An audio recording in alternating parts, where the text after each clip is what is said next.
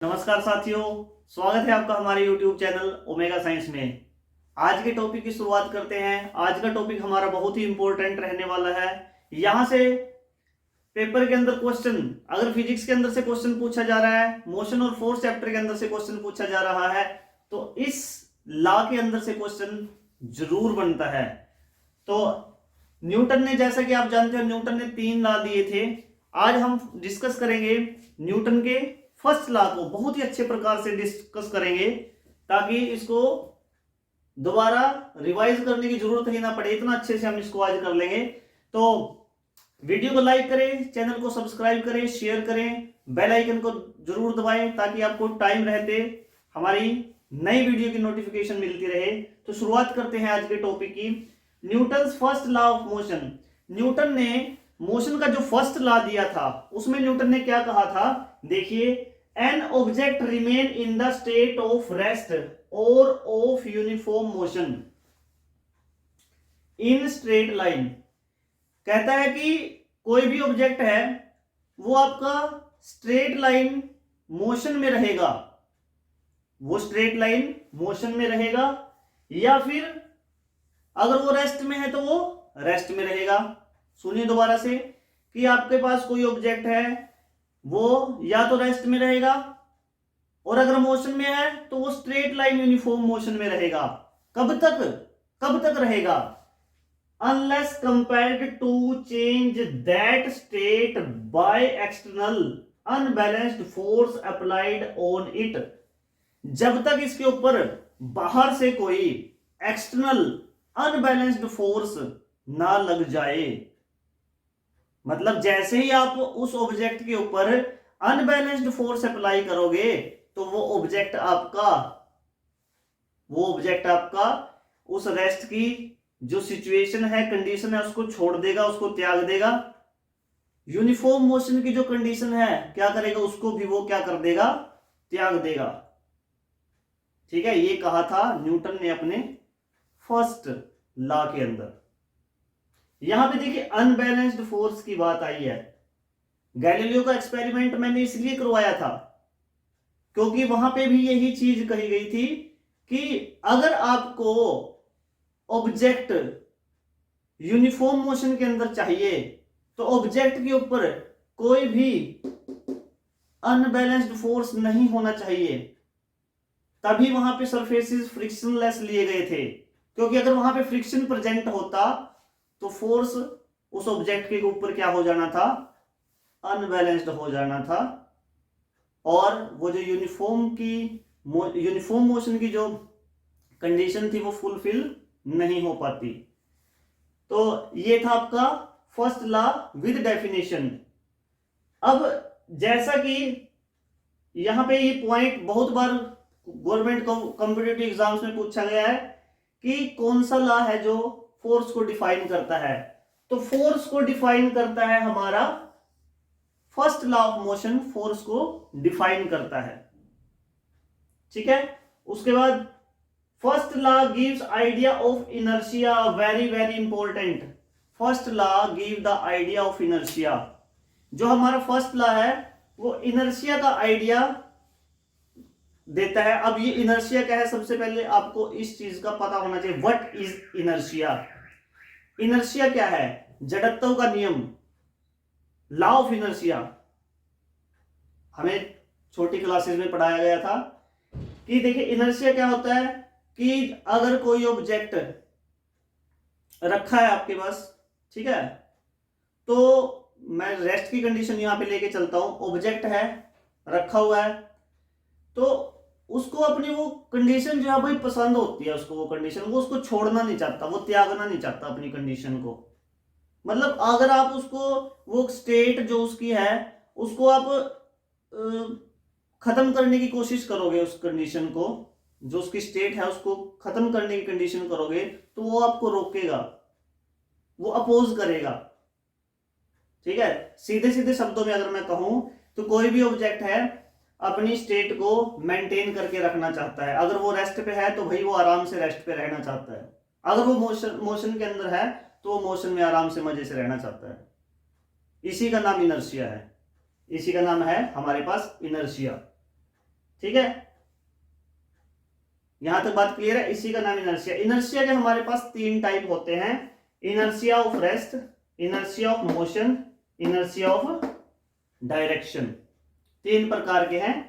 मैं एक एक टाइप का आपको एग्जाम्पल करवाऊंगा, बहुत अच्छे से समझना है, क्योंकि इन एग्जाम्पल्स को एग्जाम में एग्जामिनर पूछता है और ऐसे घुमा फिरा के ऑप्शन देता है, स्टूडेंट उन क्वेश्चंस को सोल्व कर ही नहीं पाता। तो ध्यान से सुनना, जो भी मैं एग्जाम्पल आपको यहाँ पे बताने वाला हूं, सुनिए एग्जाम्पल्स को। तो सबसे पहले हम डिस्कस करते हैं इनर्शिया ऑफ रेस्ट। क्या होता है इनर्शिया ऑफ रेस्ट?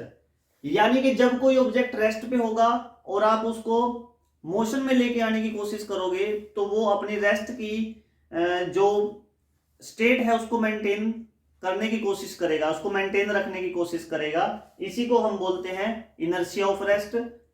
और इसके बहुत ही इंटरेस्टिंग एग्जांपल आपके पास जो आप डेली लाइफ में देखते हो, जैसे कि सबसे पहले एग्जांपल मैं यहां पे बताना चाहूंगा कि आप बस में बैठे हो, ठीक है, और सडनली जो है एकदम से बस ने जो है चलना शुरू कर दिया, एकदम से स्पीड पकड़ ली, तो आप एकदम से बैकवर्ड की तरफ, ऐसे पीछे की तरफ गिरते हो। वजह क्या है? Inertia of rest. आप रेस्ट में हो, लेकिन आप जहां पे बैठे हो उस ऑब्जेक्ट ने सडनली मूव करना शुरू कर दिया, जिसकी वजह से क्या हुआ, आपने अपने उस रेस्ट की स्टेट को मेंटेन करना चाहा और आप बैकवर्ड की डायरेक्शन में जाते हो और बस जो है आपकी फॉरवर्ड डायरेक्शन में मोशन करती है। एकदम से आपको ऐसे झटका लगता है। यही सेम एग्जांपल हॉर्स के केस में भी हो सकता है। जैसे कि आप हॉर्स के ऊपर बैठे हो और सडनली हॉर्स एकदम से, आप केयरलेस होके बैठे हो और हॉर्स एकदम से दौड़ना शुरू कर देता है, तो आप बैकवर्ड फॉल करते हो एकदम से खुद को संभालने के लिए। क्यों? क्योंकि आप जब हॉर्स पे बैठे थे, आप भी रेस्ट पे थे, हॉर्स भी रेस्ट पे थे, लेकिन हॉर्स ने सडनली क्या कर दिया, दौड़ना शुरू कर दिया, एकदम से छलांग लगा दी उसने, तो आप क्या हो गए, बैकवर्ड, पीछे की तरफ फॉल करोगे। ठीक है। उसके बाद और एग्जांपल हो सकते हैं इसमें, जैसे कि आप, कोई कारपेट है, मिट्टी डस्ट उसके अंदर लगी हुई है, ठीक है, आप एक स्टिक लेके उसको पीटना शुरू करते हो, तो वो जो डस्ट के पार्टिकल हैं वो उसमें से बाहर आने शुरू हो जाते हैं। ये भी इनर्शिया ऑफ रेस्ट का ही एग्जांपल है। कैसे हुआ ये सब? कि वो जो डस्ट के पार्टिकल थे वो रेस्ट पे थे, लेकिन आपने उस कारपेट को ऐसे स्टिक के साथ बीट करने पर उसको मोशन दे दिया, लेकिन वो जो पार्टिकल थे वो रेस्ट पे ही थे, जिसकी वजह से वो पार्टिकल क्या हो गए, उस कारपेट से बाहर आ गए और कारपेट आपका क्या हो गया, साफ हो गया। और एग्जाम्पल इसमें क्या हो सकता है? हाँ, एग्जाम्पल इसमें हो सकता है कि बचपन में सभी ने आम तोड़े होंगे, ठीक है, और आम जो है जनरली हमारे तो पहुंच से दूर ही होते थे, ठीक है, तो हम क्या करते थे, उस आम की टहनी को ऐसे हिलाने लग जाते थे, जिससे क्या होता था, आम टूट के नीचे। अब होता क्या था, वहां पे भी इनर्शिया ऑफ रेस्ट ही होता है। आपने जैसे ही उस टहनी को मोशन देना शुरू किया, तो टहनी तो मोशन में आ गई क्योंकि आपने उसको पकड़ा हुआ है, लेकिन आम जो था, जो कि उसके साथ अटैच था, ठीक है, वो अपनी रेस्ट की कंडीशन को मेंटेन करके रखना चाहता है, जिसकी वजह से वो क्या हो जाता है, डी अटैच हो जाता है, उससे अलग होके जमीन पे गिर जाता है। तो ये एग्जांपल था आपके पास इनर्शिया ऑफ रेस्ट का। बचपन में भी हमने बच्चों को, हमें भी हमारे पेरेंट्स ऐसे खेल दिखाते थे, गिलास रखते थे, गिलास के ऊपर गत्ता रखा, उसके ऊपर 5 का सिक्का रख देते थे और अचानक से उस गत्ते को ऐसे जो है स्ट्राइक ऐसे कर देते थे, तो वो जो सिक्का था गिलास के अंदर और गत्ता आगे, वो भी इनर्शिया ऑफ रेस्ट का ही एग्जाम्पल है हमारे पास।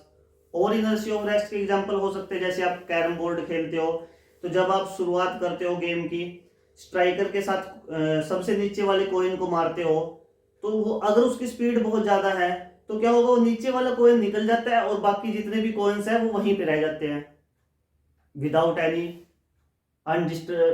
Any disturbance. नीचे वाला कॉइन अलग हो जाता है। उसके बाद और भी एग्जांपल है, जैसे कि अगर आप के टेबल के ऊपर कोई बुक रखी हुई है, ठीक है, और बुक से के नीचे पेपर रखा हुआ है, आपने एकदम से सडनली एकदम झटके से उस पेपर को निकाल लिया, तो वो बुक मूव नहीं करती, बुक वहीं पे पड़ी रहती है। ये भी किसका एग्जांपल है? इनर्शिया ऑफ रेस्ट का, क्योंकि वो बुक अपनी रेस्ट की जो स्टेट है उसको मेंटेन करके रखना चाहती है, और उसने वो करी भी है, की भी है उसने वो। ठीक है, तो ये एग्जांपल थे हमारे पास इनर्शिया ऑफ रेस्ट के। नेक्स्ट आगे हम बात करते हैं इनर्शिया ऑफ मोशन की। तो इनर्शिया ऑफ मोशन क्या है? यहाँ पे ऑब्जेक्ट अपनी मोशन की स्टेट को मेंटेन रखने की कोशिश करता है। जब एक्सटर्नली अनबैलेंस्ड फोर्स उसके ऊपर अप्लाई होता है तो वो अपनी मोशन की कंडीशन को अप्लाई मेंटेन रखने की कोशिश करता है। एग्जाम्पल इसमें क्या होंगे? जैसे कि अब वही बस और पैसेंजर का एग्जाम्पल, बस जो है मूव कर रही है, पैसेंजर जो है उसके अंदर मूव करता है, लेकिन सडनली बस के ड्राइवर ने क्या कर दिए? ब्रेक अप्लाई कर दिए, और जैसे ही उसने ब्रेक अप्लाई किए, फॉरवर्ड डायरेक्शन में पैसेंजर का जो फेस है एकदम से मानो सीट से लगा जा करके। ये क्यों हुआ? क्योंकि पैसेंजर ने, हमारी बॉडी ने मेंटेन किया किसको? अपने मोशन को, स्टेट ऑफ मोशन को। लेकिन जिस ऑब्जेक्ट के ऊपर हम बैठे थे, यानी कि बस में हम बैठे थे, वो रेस्ट में आ गई। ठीक है, इसलिए हमारी बॉडी का डाउन पार्ट, तो डाउन वाला पोर्शन जो था वो रेस्ट में आ गया, और ऊपर का पार्ट जो था वो मोशन में था, जिसकी वजह से हम सडनली फॉरवर्ड डायरेक्शन में, हमारा फेस या हम पूरे फॉरवर्ड डायरेक्शन में जर्क होते हैं। और एग्जांपल हो सकता है, जैसे कि अगर पैसेंजर जो है वो चलती ट्रेन से या चलती हुई गाड़ी से, चलती हुई बस से उतर रहा है, तो वो कुछ दूरी तक दौड़ता हुआ चला जाता है। क्यों? क्योंकि वो इन द स्टेट ऑफ मोशन होता है। ठीक है, तो वो अपने उस मोशन को मेंटेन रखने की कोशिश करता है। अगर वो सडनली स्टॉप होने की कोशिश करेगा तो वो आगे की तरफ जमीन पे गिर सकता है। ये भी इनर्शिया ऑफ मोशन के कारण ही ऐसा होता है। उसके बाद आपने देखा होगा जो एथलीट्स होते हैं लॉन्ग जंप वाले, ठीक है, वो लॉन्ग जंप लेने से पहले क्या करते हैं? काफी दूर से दौड़ के आते हैं। ऐसा क्यों करते हैं? वो अपनी बॉडी को मोशन की स्टेट में लेके आते हैं, ताकि जब उनको जंप करना पड़े तो वो लॉन्ग जंप मार सके, काफी लॉन्ग जंप ले सके, क्योंकि बॉडी किस में रहेगी? इन द स्टेट ऑफ मोशन रहेगी, और उनकी बॉडी काफी दूर तक मोशन करती हुई जाएगी। ठीक है, ऐसे ही आप और एग्जांपल इसमें ले सकते हो। और एग्जांपल हो सकता है इसमें, हाँ, क्रिकेट में एग्जांपल हो सकता है इसका, कि एक बॉलर जो है बॉलिंग करने से पहले, फास्ट बॉलर जो होता है काफी दूर से रन अप में काफी दूर से रनिंग करके आता है बॉल डालने से पहले। ठीक है, तो वो क्या करता है? ताकि वो और ज्यादा फास्ट डिलीवरी डाल सके, क्योंकि उसकी body in the state of motion रहेगी। ठीक है, उसके बाद लगेज, हम गाड़ी के ऊपर लगेज को रस्सी के साथ बांधते हैं। वजह क्या है? वजह सेम वही है, क्योंकि जब अब ब्रेक अप्लाई होंगे, जब भी हमारा व्हीकल स्टॉप होगा, तो जो लगेज हैं वो मोशन में रहेंगे, तो वो आगे गिर सकते हैं, फॉरवर्ड गिर सकते हैं आगे, क्योंकि फॉरवर्ड जर्क लगेगा उनके ऊपर। ठीक है, और एग्जांपल इसके अंदर हो सकते हैं, हाँ, हम सीट बेल्ट डालते हैं, ड्राइवर पैसेंजर सीट बेल्ट लगाते हैं कार में, इसलिए लगाते हैं कि सडनली अगर ब्रेक अप्लाई करने पड़ जाए तो कार तो रुक जाएगी, लेकिन हमारी बॉडी तो स्टेट ऑफ मोशन को मेंटेन करके रखेगी, जिससे क्या होगा? हमें चोट लग सकती है। अगर हमें कोई रोकने वाला कोई मीडियम ना हो, तो हम सीट बेल्ट उस मीडियम के रूप में लेते हैं, ताकि वो हमारी बॉडी को पीछे खींच के रखे, आगे ना जाने दे। ठीक है, नेक्स्ट हमारे पास है inertia of direction. Inertia of direction क्या होता है? बहुत ही सिंपल एग्जांपल हम अपने डेली लाइफ के अंदर इसके देख सकते हैं, कि जैसे सपोज करो आपके पास कोई रस्सी है, रस्सी के साथ आपने पत्थर को बांधा हुआ है और आप उसको ऐसे हॉरिजॉन्टली घुमा रहे हो। आपकी ये फिंगर क्या कर रही है? आपकी ये फिंगर है जो उस पत्थर को राउंड राउंड ऐसे सर्कल में रोटेट करने के लिए रिस्पॉन्सिबल है। ये फिंगर ही फोर्स लगा रही है, ऐसे सेंट्रीपिटल फोर्स लगा रही है। ठीक है, वो सेंट्रीपिटल फोर्स कौन लगा रही है? ये फिंगर लगा रही है। उसके अपोजिट सेंट्रीफ्यूगल फोर्स लग रहा है अवे फ्रॉम द सेंटर। वो मैं बाद में बताऊंगा कि वो क्या चीज है, कैसे है। लेकिन फिलहाल यहाँ पे इस फिंगर के खेल को समझो कि वो क्या कर रही है, सेंट्रीपिटल फोर्स लगा रही है। इसी फिंगर के कारण जो वर्ल डायरेक्शन है, जो ऐसे गोल गोल घूमने की जो डायरेक्शन है, ये फिंगर प्रोवाइड करवा रही है उसको। लेकिन मान के चलो कि सडनली ये रस्सी ब्रेक हो जाती है, ठीक है, ये रस्सी क्या हो गई, ब्रेक हो गई, तो वो पत्थर क्या करेगा, वो टेंजेंशियली स्ट्रेट लाइन डायरेक्शन में जाएगा, क्योंकि वो फोर्स जो फिंगर से मिल रहा था वो फोर्स मिलना बंद हो जाएगा। तो वो अपनी स्टेट ऑफ मोशन की डायरेक्शन को, स्ट्रेट लाइन मोशन की डायरेक्शन को मेंटेन रखेगी।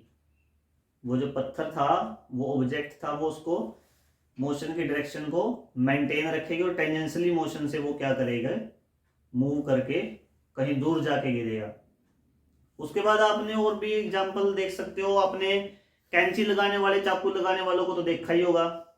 उसमें जो ग्राइंडिंग व्हील होता है, जब ग्राइंड करते हैं तो आपने वहां पे स्पार्किंग देखी होगी। वो वो स्पार्किंग जो होती है उसकी डायरेक्शन को ध्यान से देखना आप। जब वो डायरेक्शन उस स्पार्किंग जो है, चिंगारियां जो होती है उस व्हील से अलग होती है, तो वो टेंजेंशियली जा रही होती हैं उस व्हील के ऊपर से, टेंजेंशियली। ठीक है, वो टेंजेंशियली जा रही होती है, तो वो इनर्शिया ऑफ डायरेक्शन की वजह से ही होता है सर। क्लियर है? उसके बाद और एग्जांपल हो सकते हैं, जैसे कि हाँ, मड गार्ड लगाए जाते हैं बाइक्स के पीछे, कार में, ट्रैक्टर में मड गार्ड। क्या यूज है उनका? वो कीचड़ को, मिट्टी को आपके कपड़ों के ऊपर आने से रोकते हैं। मड गार्ड बाइक के अंदर थोड़ा ज़्यादा हेल्पफुल है, क्योंकि पीछे सीट पे अगर हमारे दूसरा कोई आदमी बैठा है तो उसके कपड़े खराब होने से वो बचाता है। तो अगर मान के चलो कि बाइक आपने कीचड़ में से निकाली है, गारे में से निकाली है, कीचड़ में से निकाली है, ठीक है, तो वो जो अलग होंगे पार्टिकल, जो कीचड़ के पार्टिकल जो टायर से अलग होंगे, उनकी डायरेक्शन को आप देखोगे तो वो डायरेक्शन क्या रहेगी, टेंजेंशियल डायरेक्शन रहेगी। वो टेंजेंशियली डायरेक्शन क्यों होती है? इनर्शिया ऑफ डायरेक्शन की वजह से ही वो टेंजेंशियल डायरेक्शन होती है उसकी। जैसे ही वो, पहले तो वो गोल गोल घूम रहा था, लेकिन जैसे ही वो गोल गोल घूमना बंद हो गया, सर्कल में रोटेट करना बंद कर दिया, तो जैसे ही वो उस टायर से अलग होता है तो tangentially away from the centre, ठीक है, अवे फ्रॉम द सेंटर, वो टेंजेंशियली डायरेक्शन में मूव करता है। ठीक है, तो ये इनर्शिया ऑफ डायरेक्शन के हमारे पास कुछ एग्जांपल हैं। Mass is the measure of inertia, बहुत ही इंपॉर्टेंट पॉइंट है ये। Mass is the measure of inertia. इस बात का क्या मतलब है कि किसी ऑब्जेक्ट का जितना ज्यादा मास होगा उसकी इनर्शिया उतनी ही ज्यादा होगी, यानी कि वो अपनी स्टेट को मेंटेन रखने में उतना ही ज्यादा कैपेबल होगा। एक एग्जांपल समझिए इसका।